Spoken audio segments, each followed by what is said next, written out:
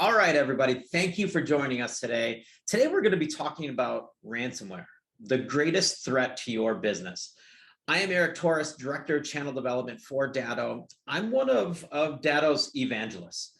I have the luxury of traveling all over the world and talking to folks about business continuity and cybersecurity and finding out what's concerning you when it comes to your networks and your business and keeping your business network alive and afloat if something bad happens. And then I talk about mitigating those risks and I bottle all of that up and share it with the masses, which is what we're doing here today. So I certainly appreciate your time, taking the time out of your busy day to join us and listen in on today's presentation. I've been with Datto for just over 6 years now. Prior to that, I was with a managed service provider in Milwaukee, Wisconsin, much like Verity. So I know what it's like taking care of networks. I know what it's like meeting with business owners and talking about mitigating these cybersecurity risks, specifically when it comes to ransomware. About Datto ourselves, we are the world's leading provider of business continuity solutions. We've been doing this since 2007. Now we have grown to a global organization with offices and data centers all over the world.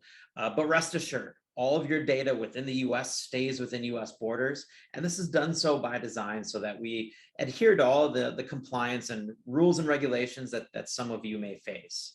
Now, a lot of you have not heard of Datto before, and that is by design. We are solely sold through our partners. Verity is our trusted experts right there in your area.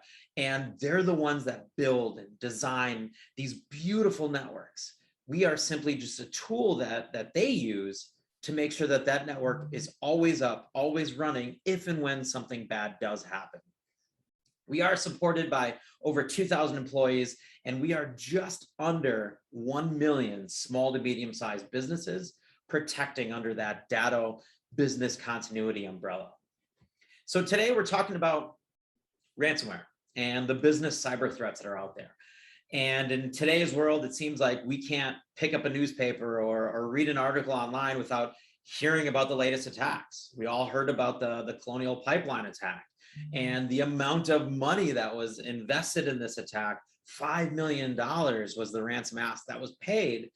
Now, we do understand that some of that ransom was recovered. I still don't know how they recovered this money, but they did recover, I believe it was just around 4 million of it.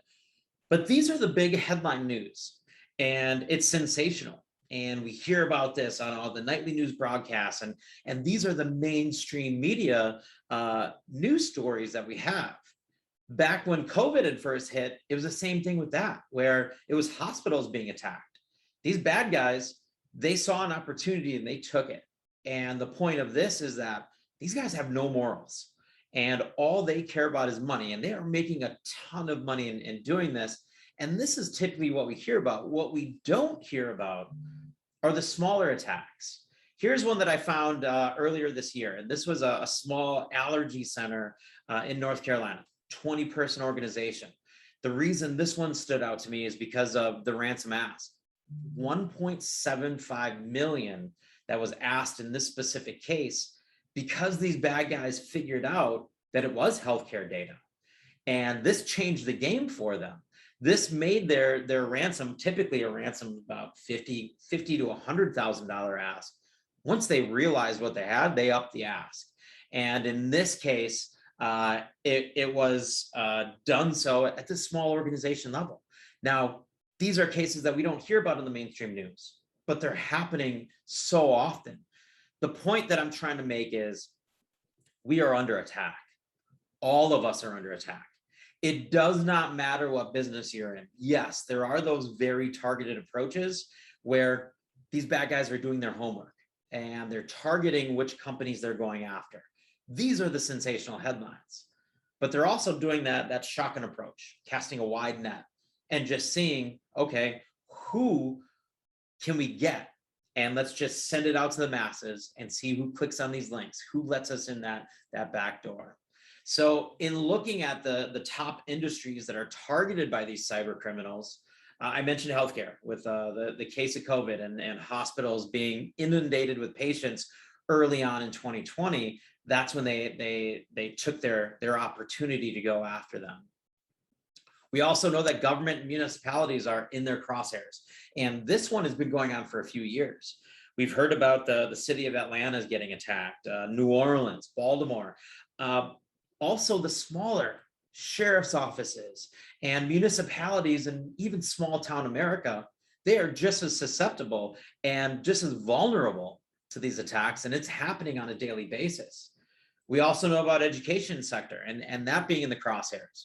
If these cyber criminals, if these threat actors can shut down an entire college and a university, a whole school district, that is what they're looking for, cause disruption, causing somebody to pay them to get that data back.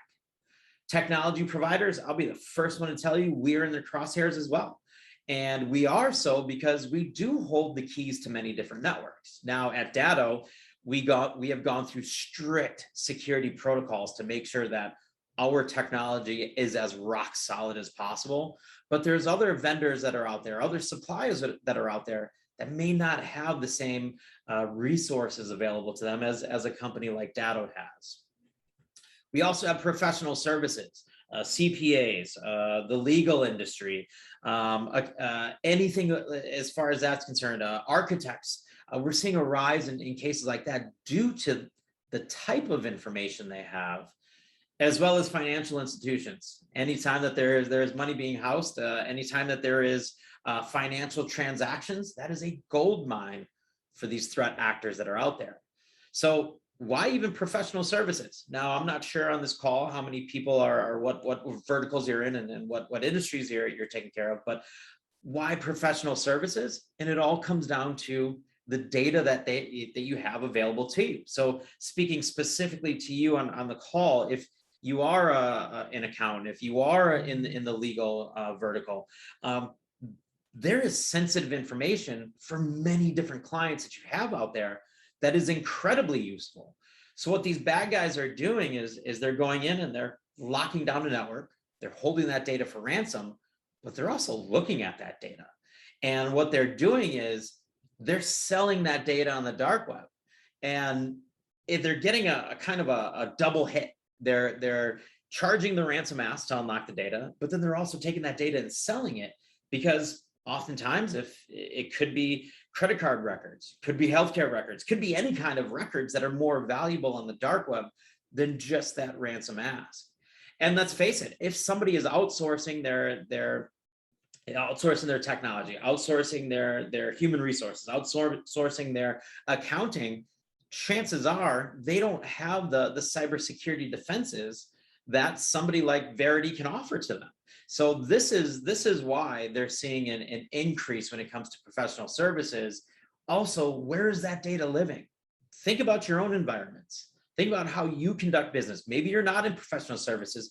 However, we've learned over the last year that people are working from home. People are working from a hotel, from a coffee shop. How are they connecting? Where are they storing that data? Is it on their phone? Is it on their personal laptop? How is all of this being done? Where is that personal laptop being used? So that data is hosted and stored in many different locations.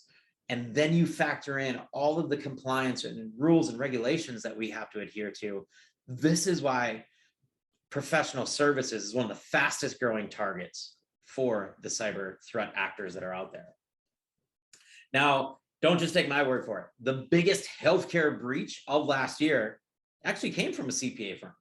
Now, this was a case where a CPA firm was in charge of helping that hospital. It was a large organization, and they got attacked and ended up that they didn't disclose this data for quite some time, which ended up opening them up to litigation and in a lawsuit, class action lawsuit against that. Now, their network was only down for 3 days, but in that 3 days, a ton of damage was done, both to the reputation, both financially, and then both internally, as far as is how I'm conducting my work as an employee, is it even done in the right manner? Do you lose faith in your internal IT resources when it comes to something like that? So how often is a business hit with ransomware? Now, I've got a ton of stats, and I don't want to bore you or waste any more of your time by talking through these one by one. What I always shoot right down to is the bottom one. a business is hit with ransomware in the US alone, roughly every 13 seconds. That is how prevalent this is happening. Another stat that jumps out to me on this page, 85% of all email attachments are harmful. Think about that. Your security resources are in place and they're keeping a lot of this out, but a lot of it is getting through. And this is what happens when we're talking about employees clicking on the wrong links, clicking on the wrong attachments that are embedded with this malware. Ransomware is happening so often that in Q4 of last year, our own Department of Treasury actually went in and informed everybody that they're looking at making paying ransom illegal when it comes to ransomware. No different than paying a ransom for a kidnapping illegal. They're now talking about doing this with data, because what they have found is that the companies that are dispersing this ransomware, that are making their fortunes doing it, are run by terrorist organizations, nation states that are out to get us. So this is in the works right now. I know that a few short weeks ago, our director of the FBI testified in front of Congress saying, listen, we need to get the word out there. Please do not pay the ransom. You are funding nation states that are enemies of the United States of America. You are funding terrorist organizations. That is exactly who these bad people are. And I've got some more information on who exactly these people are coming up shortly here. In order to understand these attacks, you first have to understand the anatomy of the internet. Where you and I play, where we live, we get our news, or we do our shopping, where we have our entertainment online, that is the surface web. That's just a small portion of the internet. The deep web, that's where you have your financial data. It's where you have your healthcare records, anything behind a security layer that you log into to access, that's the deep web. Below that, that's the dark web. That's where literally you can find anything you want on the dark web. I will share with you guys this. I've been on the dark web once, only once, and that's all it took for me. I had one of my engineers, and we were out traveling, and I just asked him, I said, hey, have you ever been on the dark web? And his eyes lit up. He goes, yeah, it's a deep, scary place. And I asked him if I could see it. I said, what's it like? How do you even get on? What do you do? And you have to protect yourself. So you have to mask your IP. You don't want people to know where you're from and who you are and what you're doing. And then there's a special method of getting on. And when I tell you, you can find anything on the dark web, literally anything you can think of, you can find on the dark web. And that's where these bad threat actors live and play. They are selling this information, growing this information. They are writing this code, selling it amongst a number of different other things that they're selling on the dark web. This is a deep and vast, scary place. When you add that up, that is 96% of all web traffic is something behind that security layer and in the dark web. We're only playing in 4% of the vastness of what the web is. Now, let's talk about the evolution of these cyber threats and who are the threat groups. Now, we know that the ransomware developers are out there, and they're getting very good at developing this ransomware, hiding this ransomware, evolving the ransomware. These are no longer your lone wolves in somebody's basement that is creating and deploying this. These are full-blown organizations. Now, we also have an uptick from the year 2020, insider threats. Due to the pandemic, we saw a number of different businesses, number of different organizations having to tighten their belts, having to furlough people, lay people off, cut back on hours, fire people. And as a result, we saw a lot of these insiders with an axe to grind. They were upset and selling their credentials on the dark web. Datto, along with Huntress, another security vendor in the industry, we actually found and caught one of these individuals. They had access to their network and they were selling their credentials online. And we were monitoring this. We're looking for this kind of activity. We found this and we alerted the FBI saying there's somebody right now that is selling access to their computer network on the dark web because they have an axe to grind. Insider threats is something that we are very concerned about. Now, I mentioned these organizations. They are full-blown organizations. Make no mistake about it. This is organized crime. Anytime there is that amount of money changing hands, organized crime wants their cut. And when I say organized, they are organized. These are full-blown companies, if you will.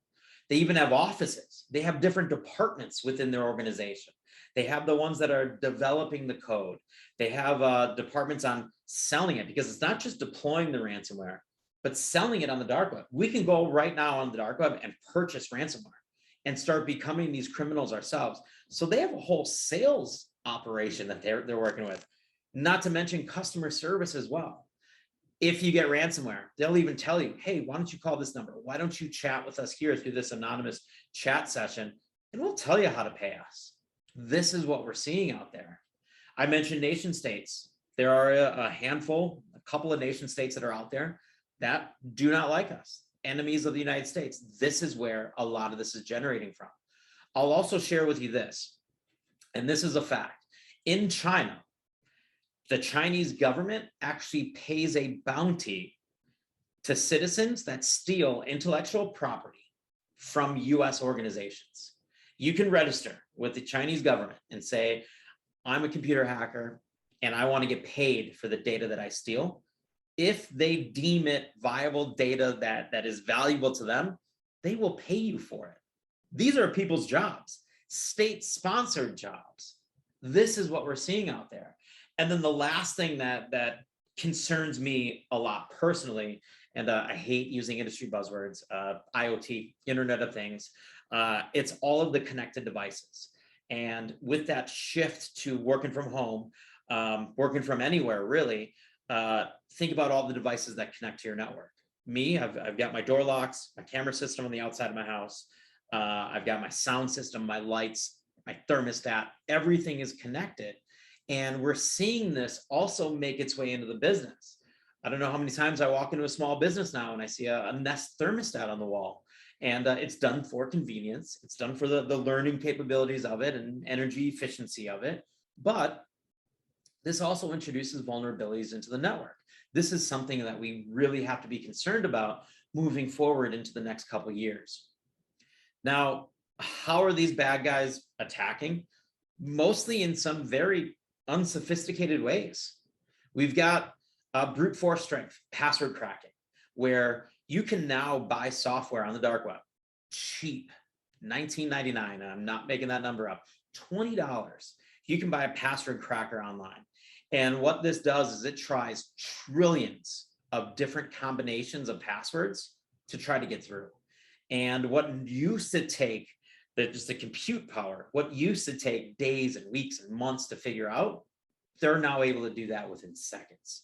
So password crackers is still something that is widely used by these bad guys, including password management. And this is human nature, and we're all guilty of this, myself included, saving passwords in our browser. There's two things that hackers look for first when they get into a network. Number one, they're looking to delete your backup. Number two, they're looking at your password management inside of your browsers, because that's just as easy to crack. Saving your passwords for Amazon. Now, their bet is that your password for Amazon may be the same password you use for banking, may be the same password you use on your credit cards. So these are the things that are running through these hackers' minds and saying, okay, well, let's find their Facebook password and let's just apply it and see if it works for every banking institution that's out there. That is what they're trying. Additionally, they're using credential stuffing. They're going online to see if maybe some of your passwords were in one of these breaches we've heard about. The Equifax breach or Target, or all of these breaches that happen where they're exposing passwords of the users. Those are out there on the dark web. Those are for sale. What a lot of these bad guys are doing are buying those passwords in bulk and applying them to just that. See if financial institutions are using that same exact password. And think about it from our own standpoint. Do you guys have the same password on multiple accounts? Chances are, yes, myself included. I'm guilty of this. And these are the things that these bad guys are looking for and hoping for, and they're making money doing it. They're using these techniques to get through on networks and lock down data. And then the number one technique, it's phishing. It's getting you to click on something, getting one of your employees to click on something giving them access to the network. Now, how do you spot a phishing email? Some of these stand out very easily. There's a couple different places to look. Who's the sender? What is that email address? That's immediately the first thing I look at. What is that email address? Is it legit? Chances are, if it looks too good to be true with the body of the email and that address is something completely different, that is indeed a phishing email. Then it's about the curiosity, the urgency. You must do this, 30 days notice for this. I've got an example of one of those coming up. These are things that create the sense of urgency that just not passing the smell test with that. And then you've got your bad grammar. I pick up on that instantly as well. And these bad guys, they're even masking it. They're getting in and they're doing some research. They're figuring out what employees are in your organization. They're masking that email to be as if it comes from that employee, but the wording's kind of off. The spelling's off. It's not how that person talks or communicates. That's a red flag. And then lastly, the email signature. Is it generic? Because that's a red flag for sure. Now, here's something else to look at. We have hyperlinks. All of us are used to hyperlinks. You can type anything you want in that hyperlink. I can mask it. Look at this one right here. It says it's from irs.gov. To me, that looks legit, right? And then it has random characters after that. Looks legit. If you actually hover over that though, you'll see that link goes somewhere else. As I said, you can type anything you want in what that link says, where it's directed to, that's what you need to pay attention to. And this was indeed a fake email address. Now, let's get into some of the fun. These are my own personal email addresses and work email addresses. These are real phishing examples that came through to me. Here's one that came through last month. I got this email coming in through my Datto account, exactly login information. And we use it's over 200 different software applications at Datto. I had never heard of exactly. And this is asking me to reset my password. Here's a link to click on. Even comes from a Datto email address, says Elizabeth Porter. Right away, I'm thinking Elizabeth Porter. I've never heard that name before. 2,000 plus employees at Datto, and thankfully we have the intranet, internal communication and internal tool that we have. And I looked and looked up the employees. Is there an Elizabeth Porter? There was no Elizabeth Porter. But it's things like this. These are what we have to be on the lookout for. My advice is this: if you're dealing with a customer sending you an email, if you're dealing with anything financial, anything HIPAA related, healthcare related, anything that's critical data, and you're communicating with an outside source, call them and just say, hey, did you really send that to me? I'm just trying to be safe here. And everybody's going to respect that. That's going to give them the sight of, hey, that person is taking cybersecurity very serious. And or on the flip side of that, saying, no, I didn't send you anything. Whatever you got is not from me. Here's another one. Over 30 days due. I knew right away. As soon as I saw that, I'm like, there's no way anybody's sending me an email. It just says reminder over 30 days due. There would be something more than that. And then you see the dear customer, not even personalized, nothing like that. Thankfully, in this case, the Datto spam filter did catch it, or not spam filter, but security filter did catch it. I got this big warning on that email, but this is an attachment, as I was talking about before. Embedded in that PDF was malware, was the links, the hooks trying to get into our network. I've got this one, and I bank at Wells Fargo. So this one, I'm looking at it, and right away I'm like, okay, Wells Fargo, what's going on? What's going on with my account? And it didn't take me long, but I noticed something right off the bat, and that is right there in the email address. They just missed a spelling of it. Oftentimes, that's what these bad guys will do. They'll invert two letters. They'll change two or eliminate a letter to make it look very real, but just one letter off in the way that they're sending it. Now, what happens when you click on any of these emails, when you open up any of these documents that have this malware, this code embedded in it? It's ransomware. And it may not be immediate. It may sit dormant for a little while, waiting for these bad guys to flip the switch and turn it on. And then you see the dreaded ransom ask. And this is a real ransom ask right here. What this one particularly did on the side there, you see a countdown timer, and it would tell you, you've got 2 weeks to pay me. You've got 7 days to pay me, or else I'm encrypting all your data and you're never getting it back. We're even seeing some of these threat actors that are taking it a step further, saying, not only will I encrypt your data, but I'm going to sell it. Not only am I going to sell it, but I'm going to tell the media about it as well. And these are the things that we all need to be concerned about. We know that ransomware is king. It is costing small to medium-sized businesses across America a ton of money. Just in last year alone, over 75 billion in costs and downtime. Quite frankly, I think that number is really low. And the reason I say that is, how many organizations out there are even alerting the FBI? It's not many. People don't want that exposure. They don't want that hit to their brand. So they're just paying the ransom and hoping they get their data back. I'll also share with you this. There's no honor amongst thieves whatsoever. Just because you pay them, they are not obligated to unlock your data. They are not obligated to give you your data back. We're only seeing roughly 25% of all ransomware attacks where somebody paid the ransom. Are they ever even getting their data back? Once they have your money, you're useless to them unless they can ask for more money, which we're seeing happen oftentimes as well. You pay them, let's just say you pay them $50,000. Now they know they've got a real one on the hook. And they're like, nah, give me another 25K or else I'm not doing it. And this is what we're seeing out there. And it all starts with your people. People are your greatest risk. And you never want to be this person that accidentally clicks on something that leaves the vulnerability open to these bad guys. Suddenly you're going, man, I just caused a world of hurt for our company.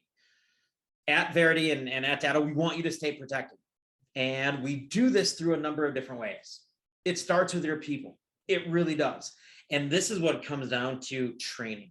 And Verity has a very good way of doing this as far as training your staff, what to look for, what not to look for, what to click on, what to be wary of, as well as even outside sources to help them with the training, to do simulated phishing attacks, to make sure that your staff isn't clicking on the wrong things. And not only that, it's not just about the phishing, but what about even connecting remotely? And if you're anything like me, if you have staff that is anything like me, or you yourself, I'm a road warrior. I'm constantly in a hotel, constantly on the road. How is the best method of connecting the network? Where should I be saving my data? How should I be working? These are all things that Verity can help you with that I highly recommend. It's all about getting your people, and it's everybody's job. It is not just on IT to make sure you're secure. Security is everyone's responsibility. Now, also, the second bucket that we look at is your processes and procedures. Now, most of you probably have a DR process, disaster recovery. Say there is a tornado that comes through here in the Midwest, a fire, a flood. How are people going to work? What are we doing in that sense? Many of you may have built in ransomware into that, but any unplanned downtime is an emergency. Doesn't matter how it happened. So building this into your process. Does your staff know exactly what to do in the event of a ransomware attack? Do you know where you're working from? Do you know how you're working, how you're connecting, what you should be connecting to, what you should not connect to? Does your staff know this? Is this documented? Is this embedded within your processes and procedures? Again, this is something that Verity can help you with. And then lastly, the technology bucket. What can we do from a security standpoint? How do we keep the bad guys out? How do we connect to things remotely in a safe manner? And then lastly on this, what do we do about the data? This is where Verity and Datto come together and provide you with wonderful business continuity solutions specific for your data. Now, I hear this all the time when I meet with business owners. I have a great backup solution. Our data is already in the cloud. And I want to be very clear. There is a huge difference between backup and business continuity. Now, it's great. Your data is living in a data center somewhere. That is fantastic. That's a backup solution. That just means your data is copied and it lives elsewhere. Fantastic. It's outside of your building. That's step one of a proper business continuity solution. But backup solutions mean if you need to access that data, it's going to take time. You've got to go get that data. You have to rebuild that data, rebuild the network. Business continuity is saying, I go down at a moment's notice, I need to be back up and running. I want my downtime window to be as small as possible. The easiest way that I can describe what business continuity is this. Essentially, what Verity offers you is rewinding the hands of time. Let's just say your building catches on fire. Through the technology that Verity and Datto provide, let's go back to 5 minutes before that fire started. You get ransomware. Let's go back to 5 minutes before that person clicked on that email, opened up a link and introduced ransomware to the network. Let's say your server fries. You spill a coffee on your laptop. Let's go back to 5 minutes before that bad thing happened and act like it never happened. You can do that with technology. You can do that through the power of Verity and what they offer. We know that ransomware is running rampant, and Verity is doing something about it. They're providing true business continuity. Now, I am not an engineer. I'm a business marketing. I'm in sales and marketing, business development. And anything that comes to do with technology, if you can't draw it out for me, if I can't visualize it, I can't comprehend it. So here's what I've got for you guys. If you guys are anything like me, this is what Verity and Datto, this is what it looks like in action. On the left side of your screen, this is your critical business systems. These are your servers, be it physical or virtual infrastructure, your workstations, president's laptop, CEO's laptop, the regular everyday workers device that they're using. What we do is we back up that data. Cirrus is the brand name of our business continuity device, but we're backing up that data as little as every 5 minutes.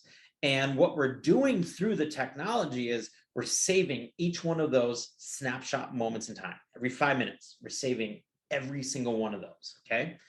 And then what we're doing is we're running through various tests. We're testing to make sure that that data is viable, that that is solid data, it is not corrupted. We're also looking for ransomware within that data. So we're scanning it. Now, I want to be very clear. This is not your security layer. Verity offers fantastic security. That's your first layer of defense.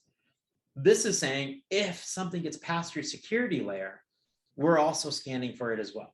So we're looking, what we do essentially is this. We compare two different moments in time, 5 minutes ago to right now. And when you get ransomware, it encrypts your data at a moment's notice once it's turned on. And what our technology is able to do is look at that batch changes. When you have major changes happening across the data set, chances are that's ransomware. That's where we raise a red flag and we tell the fine engineers at Verity, something bad just happened from that last backup from 5 minutes ago. So what you should do is go and virtualize that data, get them working in a safe environment right now. And we can do that from our Datto device that lives on the network. We can virtualize that server, virtualize your laptop, virtualize everything that's being backed up. And we're backing up everything so that you are able to work. Same applications, same folders, same data that's on there, allowing you to get back up and running quickly. Now, that's not it. We're also sending this data to two of our data centers. Primary data center in Allentown, Pennsylvania, and then that entire data center gets replicated to another data center we have in Salt Lake City. So at all points in time, there's 4 copies of your data itself, the data that lives on our business continuity device that's on your network, and then the data that lives in our 2 data centers. Not only that, but we can also virtualize from the data center. So let's say that it's not ransomware or a server failure. Let's say you experience an entire building outage. Your building catches on fire. We can spin up your entire network at a moment's notice and get at least your network back online in a matter of minutes to an hour, even without the entire building there. That's what business continuity is. So more pictures for you guys. What does it mean for your end users? They're working, and let's just say something happens. They get ransomware. What we do is we go to that Datto appliance that lives on the network, and we spin up an exact same image of that workstation, of that server, and we get it back up and running exactly how you're used to working. Backing up your files, your folders, your applications. We back up their operating system. We're backing up your desktop background, your kids' pictures, any of the music you have on there, your shortcuts, whatever you're used to using, so that if you need to use this in a virtual instance, it's exactly how you're used to working. You can go about your day and continue to take care of your customers. Now, the speed at which we do this, I can recover a workstation, I can recover a laptop in less than 10 seconds. Less than 10 seconds, I can virtualize a laptop. A server, depending on the roles of that server and what processing power is behind it, a couple minutes, might be an hour, depending on the workload of that server.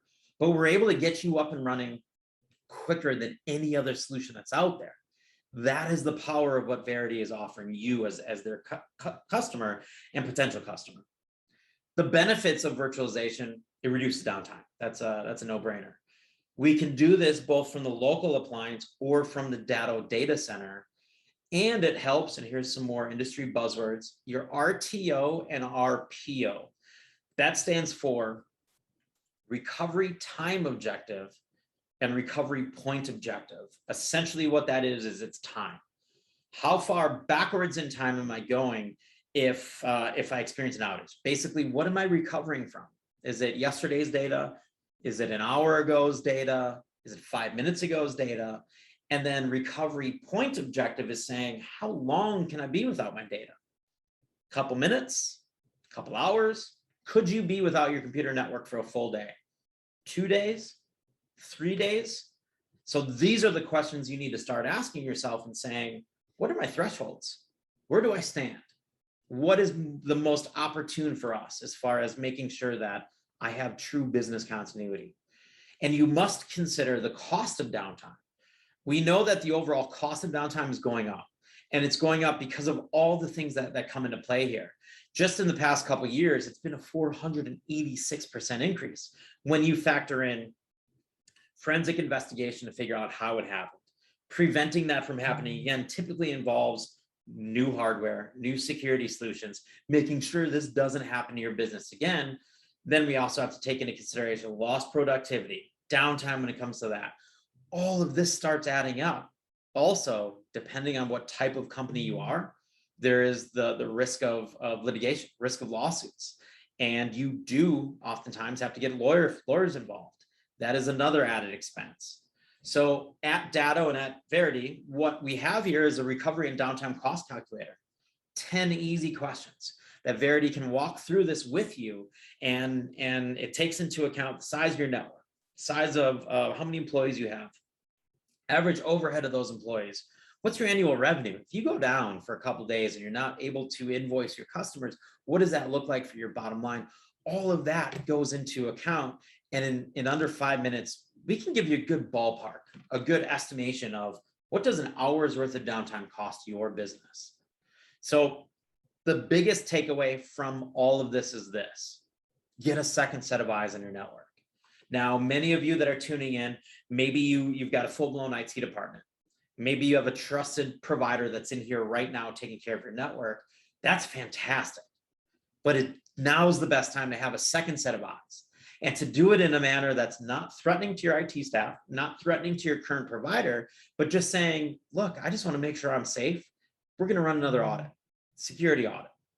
We're going to look at our systems here and make sure that they're running correctly. Or if you just want access to the downtime cost calculator, Verity has all of your information. You signed up to attend this, but shoot them an email, marketing@verity-it.com. They'll be in touch with you. They'll be able to walk through this with you, get that second set of eyes on the network. And best case scenario, their audit comes back and says, you know what, you guys are safe. You guys are doing well with your current provider. Or they'll let you know what they found that they can help you out with. So with that, on behalf of Verity and Datto, I just want to thank you all for your time. Thank you for tuning in today. And again, that email address is marketing@verity-it.com. Thank you all for your time. Take care and be safe.